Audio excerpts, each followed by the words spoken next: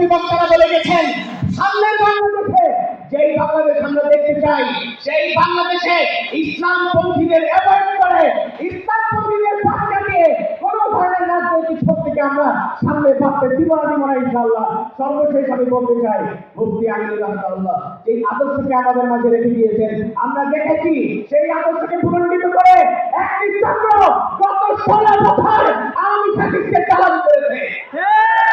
আমি স্পষ্ট ভাষায় বলছি, ফ্যাসিস্ট হাসিনা পালিয়েছে, কিন্তু ফ্যাসিবাদের প্রতিষ্ঠান থেকে উপাদানগুলো এখন ধ্বংস হয়নি। আমরা রাষ্ট্রের প্রতিটা সেক্টরে দেখতে পাচ্ছি হাসিনা পালিয়েছে, কিন্তু তার দোসররা এখনো অনেকে সম্পদে বহাল আছে।